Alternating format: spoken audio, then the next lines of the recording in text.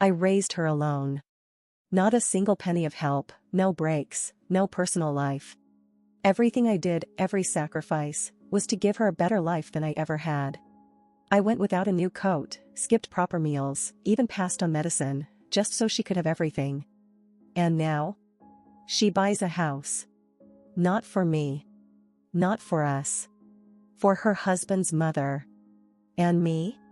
I sit in an old, damp apartment, where rainwater snakes down the wall and drips onto my bed with every storm. She doesn't even call to ask if I'm cold. The steady drip of water from the ceiling had become the soundtrack of Regina Anderson's mornings. It tapped into the rusted pot below like a cruel metronome, a reminder that even the roof above her head was tired of holding itself up.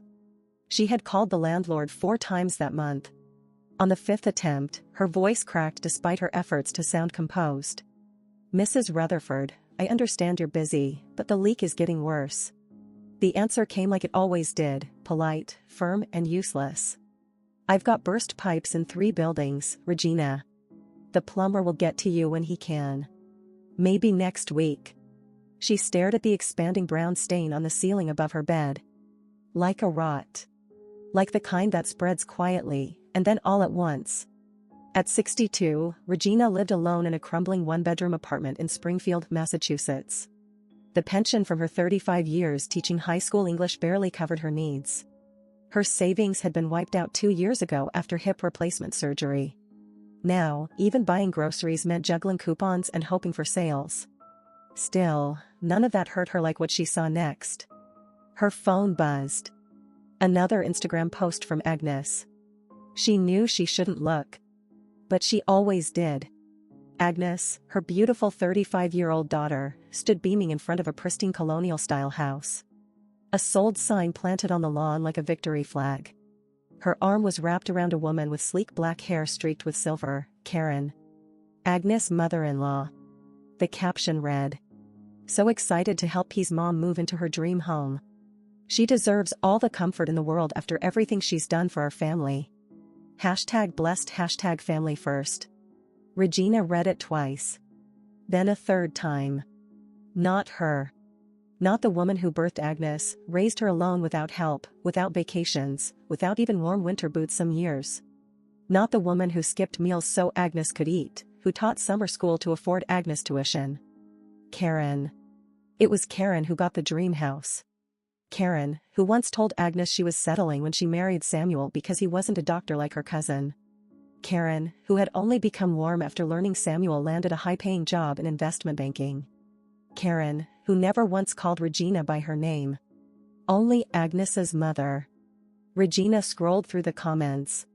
"You're the best DIL ever. Karen is so lucky to have you. That house is gorgeous. She'll be so happy." Not a single word about her. Not even a tag. She put the phone down. Her hand shook slightly. Her lips tightened. She'd once asked Agnes if she could stay with them temporarily while repairs were being done on her apartment building. Their house, before Karen's, was 5 bedrooms. Just for 2 people. No children. Agnes and Samuel had tried for years, but IVF had failed again and again. Agnes had looked away when she answered. "Mom, now's not a great time. Samuel's about to make partner and we're under a lot of pressure. You understand, right?" Oh, she understood. She understood perfectly. She wasn't the right kind of mother. Not polished enough. Not elegant. Not Karen. She stared at the pot collecting water. The rhythmic drip echoed around the room like a ticking clock. Then the phone rang. An unknown number. "Hello," she answered, expecting a telemarketer. "Is this Regina Anderson?" The voice was male. Professional. Boston accent. "Yes." "Who's calling?" "My name is Walter Clark. I'm an attorney with Pearson, Clark and Clean in Boston. I'm calling regarding your brother, Joe Anderson." Her breath caught. Joe. Her older brother. They hadn't spoken in nearly 20 years. "What about him?" she asked, her voice suddenly taut. "I'm very sorry to inform you. Joe passed away last month. Pancreatic cancer." It was quite sudden. She sank into the sagging couch. The news didn't compute. Joe, who had sided with her ex-husband during the divorce, who believed Tim's lies about her emotional instability and stopped talking to her. That betrayal had cut deeper than her divorce. And now he was gone. "Ms. Anderson? I'm here," she whispered. I'm sorry to hear that. There's more," he continued. "Joe named you as the sole beneficiary of his estate." Regina blinked. Laughed, once. Bitterly. "That's not possible. We hadn't spoken in decades." Nonetheless, he updated his will 8 months ago. After his diagnosis. "You've inherited everything: his home in Beacon Hill, his investment portfolio, and his personal assets, including a sizable art collection. The estate is currently valued at approximately $12 million. The room tilted. 12 million? She didn't even own a functioning microwave. "There's also a letter he left for you. I'd like to arrange a meeting in our office to go over everything." She said yes, numbly. The call ended. She sat motionless, listening to the drip. Water splashed into the pot. Drip. Drip. Drip. Joe had left her everything. The brother who had turned his back on her had made her a millionaire. She picked up her phone again. Opened Instagram. Scrolled to the picture of the house. Agnes smiling, Karen wrapped in luxury. She deserves all the comfort in the world. But not her mother. Not the woman who took the bus through snow to bring Agnes a birthday quilt she'd stitched herself. No photo of that. No tag for that. She found her last text to her son, Stanley. "Hey sweetheart. Just wondering if you got the anniversary card." It was read. No response. Like always. He only reached out when he needed something. "Last time, it was $2,000. Just until my business deal closes, Mom." That was 6 months ago. She was still paying interest on the credit card she used to help him. She walked to the mirror above the cracked sink. A stranger looked back. Hair gone gray because she couldn't afford the dye. Shoulders stooped from decades of carrying other people's burdens. And eyes, tired, yes, but changing. The pain was cooling. Something colder was moving in. Resolve. She took a picture of the stained ceiling. The spreading rot. The pot full of water. She sent it to Agnes. Text. "Don't worry about me. Everything's fine here." Agnes read it. Didn't respond. And just like that, Regina knew exactly what she needed to do. That night, she sat at her tiny kitchen table and began writing. Not a budget. Not a to-do list. A reckoning. By morning, she had a plan. The townhouse on Beacon Hill looked like something out of another life. Red brick. Black shutters. Wrought iron railings. And silence, the kind of silence that only lives in places money protects. As Regina climbed the front steps with the new key in her hand, she wondered if Joe had been happy here, alone in all this space. Not that it mattered anymore. Walter Clark, the lawyer, greeted her with practiced politeness. The paperwork was straightforward. The letter was not. She opened the envelope with trembling fingers. Inside was a single page, written in Joe's sharp handwriting. Asterisk Regina. If you're reading this, I'm gone. Cancer has a way of making things clear. I was wrong about Tim. I found out the truth years ago but was too proud to admit it. You deserved better, from me, from everyone. I watched from a distance as your children drifted away from you. I saw the birthday parties you weren't invited to. The Instagram posts. The holidays. The silence. I know what it feels like to be invisible to the people who should love you the most. This inheritance can't fix the past. But maybe it can give you something I never had, freedom. Live how you want. Stop begging scraps from people who never deserved you. Use it wisely.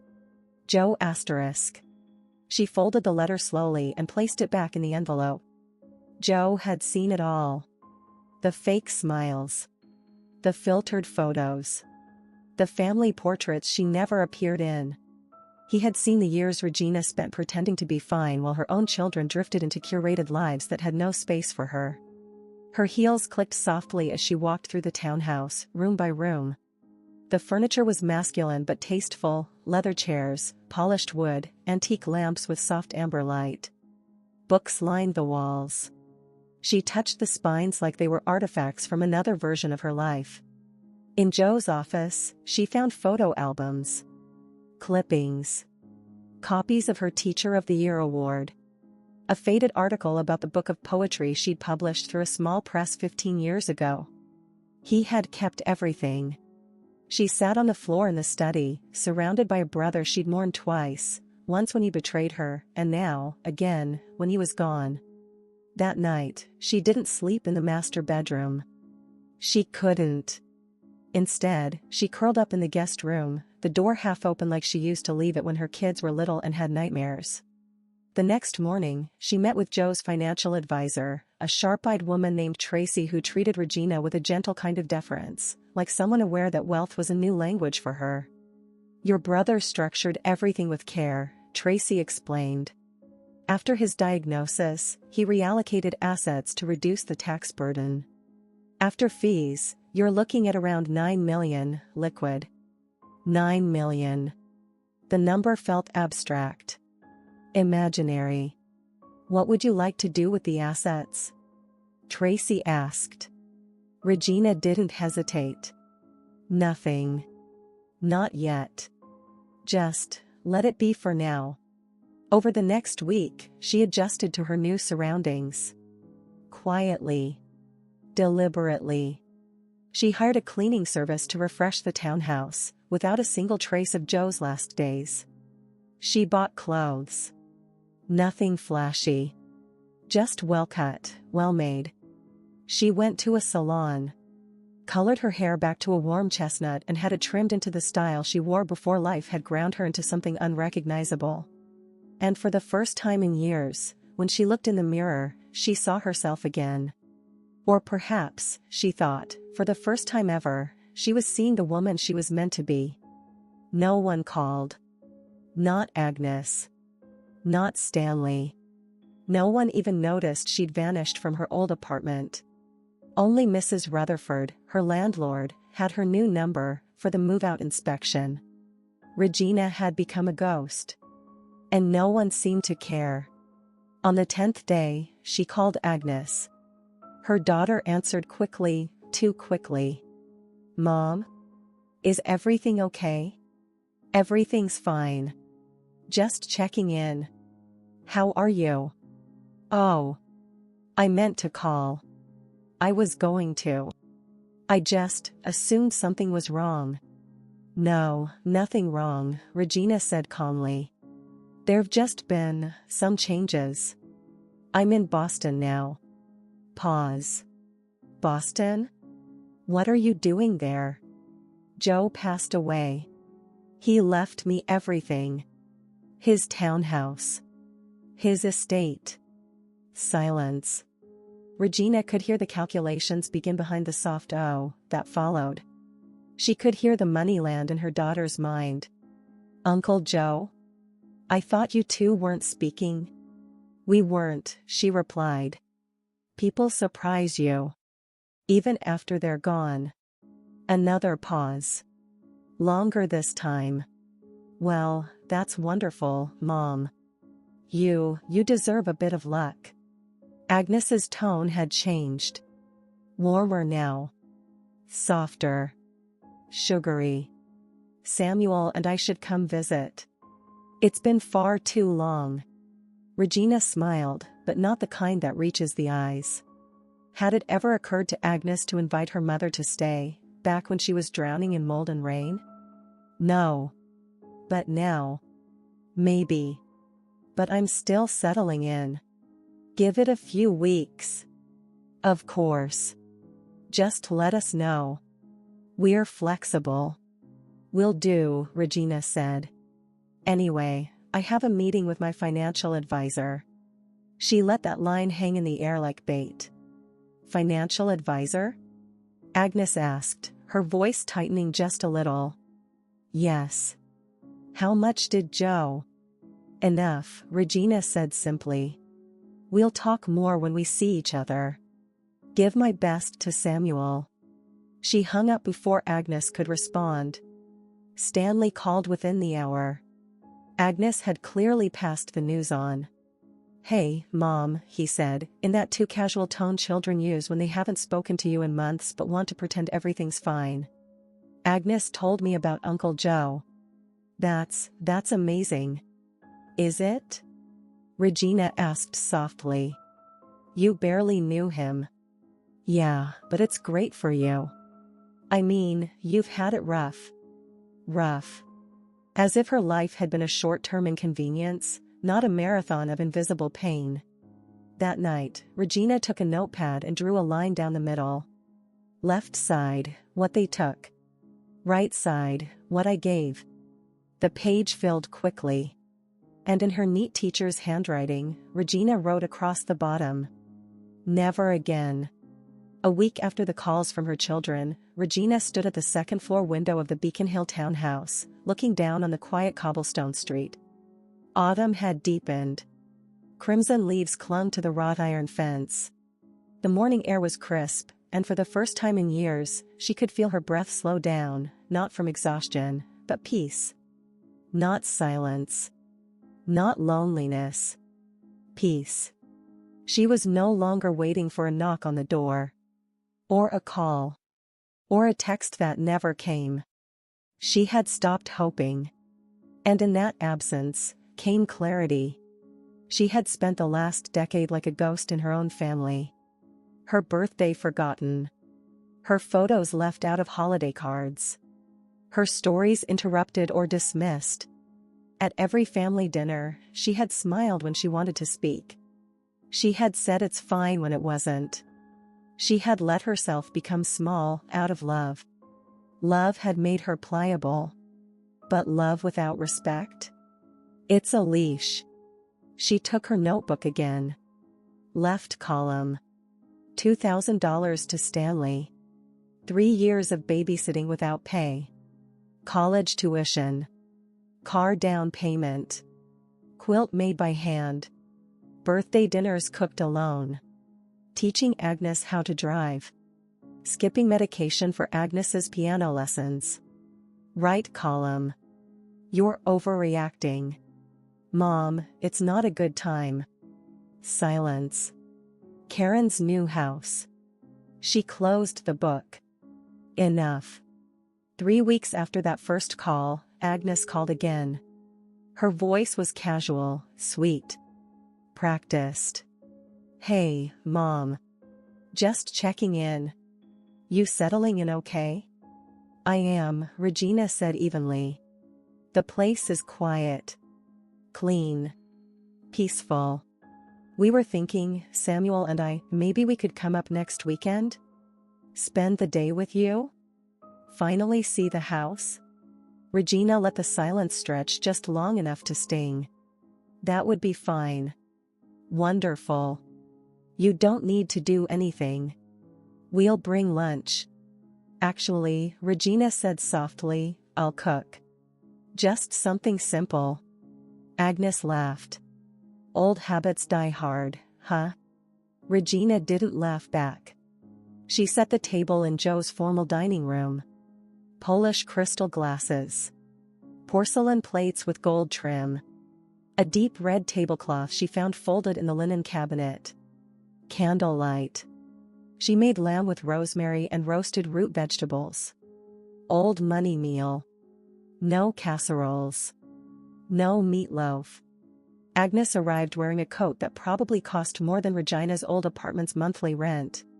Samuel looked tired, distracted, already halfway through a business call as he stepped inside. Regina kissed them both on the cheek like she was greeting acquaintances. Not family. This place is gorgeous, Mom, Agnes said, turning slowly in the foyer. You're really living here? I am. All of it.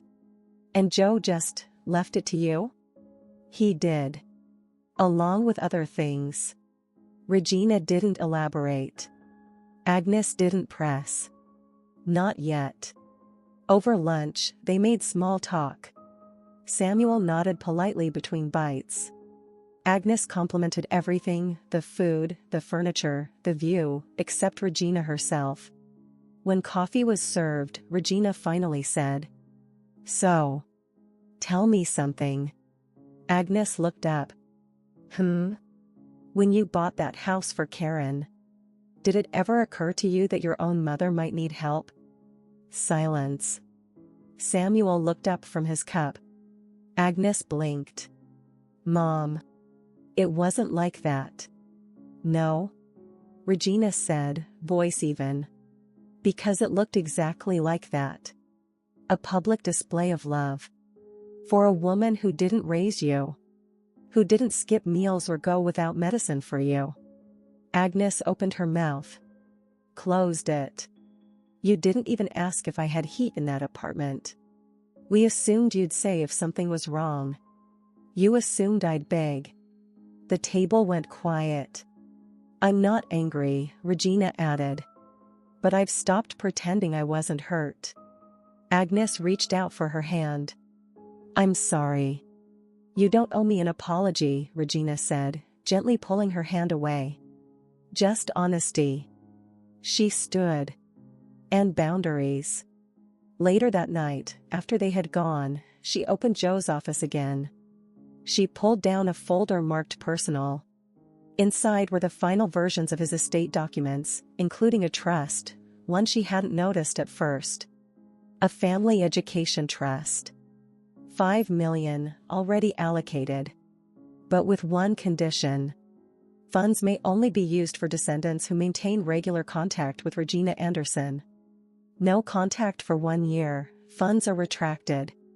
She smiled. Joe had understood. Love should not be bought. But it should be earned. And never again, never, would she reward absence. A week later, Regina received a letter. A real one. Pink envelope. Childish handwriting on the back, to Grandma. She unfolded the page. Inside were scribbled drawings, hearts, flowers, big smiling stick faces, and a few carefully printed words. "I miss you. Mommy says we're going to Boston soon. Can we have pancakes?" It was signed by her youngest granddaughter. At the bottom, another heart. The letter hurt more than any conversation with the adults. Because it was honest. Children are always honest, until adults teach them not to be. Regina pinned the letter to the fridge with a chipped magnet from a school fundraiser 10 years ago. For the first time in weeks, she smiled. Really smiled. That same evening, Stanley called. Second time this month, a personal record. "Hey, Mom. I've been thinking, maybe you could come visit us sometime? For dinner. The kids miss you. You want me to come to the house where I was never once invited? Well, back then things were busy. But now it's different. Because now I'm wealthy? No. No, Mom. It's not like that. I've just realized I haven't been around enough. I want to fix that. Do you remember the last time I asked you for help? Something about the apartment. The ceiling was leaking. I was sick. I didn't ask for money, just for you to come. You were bowling." Silence. "I didn't understand then," he said quietly. "Do you understand now?" "I do. And I want to make it right." "Good," she said. "Then start with the truth. Not for me. For yourself." And she hung up. The kitchen was dim. The old clock ticked slowly, like the heart of someone who'd finally stopped rushing. Regina was still trembling, but not from anger. From power. She no longer wanted revenge. Or pity. She wanted justice. Quiet, cold, and without the words, "But you're their mother," or "Forgive them." The next morning, she met with Tracy. "Have you made a decision about the family trust?" the advisor asked. "Yes," Regina said. "Leave the condition in place." Regular contact, once a month minimum. No notice. No reminders. If they disappear, so does the money. Tracy nodded, professionalism laced with the slightest flicker of admiration. And one more thing, Regina added. I want to start a foundation. Not in my name. Not in Joe's. Name it after my grandmother. She scrubbed floors until her back broke and died in someone else's kitchen. Focus of the foundation? Single mothers. Education. Medicine. Heat. Everything I didn't have. She signed the papers. That evening, she made cocoa, played a vinyl record, and wrapped herself in a soft gray blanket. She opened the window. The cold crept in, not like a threat, but a reminder. You're alive. From the street, someone laughed. A light flicked off in the house across the way. Regina closed her eyes. She didn't need to knock on anyone's door anymore. If someone wanted into her life now, they'd have to knock. And she might not open. Regina didn't attend Thanksgiving that year. There were invitations, hesitant, half-hearted. A voicemail from Stanley's wife, we'd love to have you, if you're free, of course. A text from Agnes with a turkey emoji. She didn't reply. Instead, she made herself roast chicken with lemon, a fresh green salad, and a glass of dry white wine. She lit candles. She played an old jazz record, Ella Fitzgerald. Her favorites. She sat alone in the grand dining room that once belonged to her brother, and she felt no ache, no gap, no emptiness. Not alone. Just herself. A week later, the doorbell rang. Not a call. Not a warning. She opened it to find Karen on the step. No makeup. Hair pulled back. Eyes red. Regina just raised one eyebrow. May I come in? She stepped aside wordlessly. Karen didn't look around or comment on the house. She walked into the kitchen and sat down at the table like someone who no longer knew where they belonged. Agnes hasn't told you everything, Karen said. Regina stayed quiet. That house? She didn't buy it for me. I bought it. I put the money down, but she insisted on making it look like it was from her. She said it would help the family dynamics. She thought it would fix things. Why tell me this now? Karen looked up, guilt in every line of her face. Because you deserve the truth. And because you're not like her. Not anymore. Regina let out a soft breath. Not quite a sigh. And what do you think I'm like now? Free, Karen whispered. Regina poured tea for them both. No sugar. Strong and bitter, the way her grandmother used to make it. I spent too long thinking if I gave enough, they'd see me, she said. But I learned that people only see what they want until you take it away. Karen looked down at her hands. They don't talk about you at dinner, she said quietly. They talk around you. They always did. Later that night, after Karen left, Regina opened the notebook again. The one with the lists. She flipped to the last page. No columns this time. Just a line. I gave them everything. Then I gave them nothing. And in the nothing, they finally saw me. She closed the book for the last time. By spring, Regina had transformed the townhouse. One room became a library. Another, a sewing space. The small guest bedroom? A playroom, just in case her granddaughter ever visited. She taught herself how to bake sourdough. She adopted a senior dog from the shelter, an arthritic black Labrador named Louis who followed her like a shadow. She started writing again, essays, short stories, memories no one had ever asked to hear. And one morning, she sat in the garden with a cup of strong coffee, watching the light through the trees. Her phone buzzed. A message from Agnes. We're in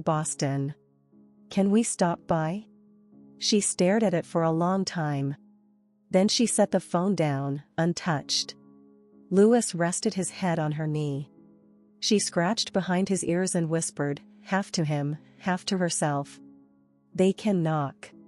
Spring was especially gentle that year. The garden behind the house blossomed with bright colors, each flower seeming to breathe new life, reminding her that she was no exception. Regina sat on the old wooden porch she had restored herself over the winter. She didn't rush. In her hands, a warm cup of freshly brewed coffee, and beside her lay Louis, her black Labrador, who had become a true friend and companion over the past few months. Her eyes gazed far beyond the garden, past the horizon where the sky blended with the earth in endless blue. At last, she had done what she once thought impossible. She had let go. Let go of grudges, let go of disappointments, let go of expectations. She understood that love isn't always sacrifice or merit, that people can love in their own way, not always as you want. And that's okay. What matters is to love yourself. She no longer waited for a call or demanded attention. Now her happiness was simple: morning tea, the warmth of the sun on her skin, the feeling of peace in her own home. And this was her own life, rebuilt anew without others' hopes and promises. She opened her laptop and began to write, not for anyone else, not for recognition, but simply for herself. To tell her story as she saw it. Honestly, without embellishment, but with warmth. She knew, maybe someday others would read her words, those who once felt lonely in a crowd, who searched for themselves among the fragments of the past. But for now, it was her refuge and her strength. Regina smiled, looking at Louis, who lifted his head and met her gaze. "Everything will be all right," she whispered. And the sun seemed to answer her with light that danced on the leaves of the trees, promising a new day and new beginnings. She had learned to cherish small victories, a day without tears, a morning filled with calm, a conversation where she felt heard. These moments stitched her heart back together, one careful thread at a time. Regina knew that forgiveness wasn't a gift for others, it was a gift she gave herself. Freeing her from the weight of bitterness and anger that had shadowed her for years. She had carried so much pain silently, but now, she could breathe. Her past wouldn't define her future anymore. The phone on the table buzzed, a message from an old friend, someone she hadn't spoken to in years. She smiled, fingers trembling slightly as she replied. Connections, she realized, were not always lost forever. Some could be mended, some rebuilt anew. And most importantly, she was learning to be kind to herself, to celebrate her resilience, her courage, her willingness to keep going even when the world seemed cold and unforgiving. As the afternoon sun dipped lower, casting long golden shadows, Regina stood and stretched. Tomorrow was a new day, a fresh chapter. She would face it not as a victim of circumstance but as a woman who had reclaimed her story. A woman who had found her way back to herself. And that was the greatest victory of all. Regina understood now that love didn't always look like she'd imagined. It wasn't always grand gestures or perfect moments. Sometimes, love was simply survival, getting through the day despite everything, holding on to hope when hope felt impossible. She had spent so long chasing the approval and affection of those who never truly saw her. But in this quiet, unassuming moment, alone with her thoughts, she realized something vital: she didn't need their validation to feel whole. She could build a life filled with meaning on her own terms. A life where her dreams mattered. Where she could nurture herself as fiercely as she once had nurtured others. Regina pictured the future, small but bright. Maybe a garden blooming with wildflowers on her windowsill, a stack of books waiting to be read, a few close friends who truly understood her. And perhaps, one day, the daughter she had raised would see her not as an obligation or a forgotten past, but as a woman worthy of love and respect. It was a quiet hope, fragile but real. For the first time in years, Regina felt the stirring of peace. Not the peace that comes from forgetting pain, but the peace that comes from facing it, head-on, without fear. She had fought through storms. Now, she would walk forward into the calm. Because finally, she was ready to live for herself. As Regina sat by the cracked window, the rain tapping gently against the glass, she allowed herself a moment to speak aloud, if only to the empty room. Did I do enough? She whispered, her voice barely audible. Was all the sacrifice worth it if she never truly saw me? The silence answered with its cold indifference. Regina sighed, wrapping her thin shawl tighter around her shoulders. Memories flooded her mind, the sleepless nights, the endless work, the times she put her own needs last. She had dreamed of a different ending, one where her daughter's success was also their shared joy. Yet, as she looked out at the dim street below, a flicker of resolve sparked inside her. Maybe it was time to let go of bitterness, to seek peace on her own terms. Maybe I'm more than just a sacrifice, she thought quietly. Maybe it's not too late to find myself again. With that, Regina stood up, the weight on her heart lightening just a little. The road ahead was uncertain, but for the first time in a long time, it held a promise, not of what was lost, but of what might still be found. If you've ever felt like Regina, giving everything for someone who doesn't seem to notice, leave a comment below. What would you do if you were in her shoes? Have you ever had to choose between your own happiness and the happiness of someone you love? If this story touched you, please like and subscribe to the channel. Your support means the world and helps me share more stories like this. Remember, sometimes the hardest part is learning to love yourself first. Thanks for watching, and I'll see you in the next video.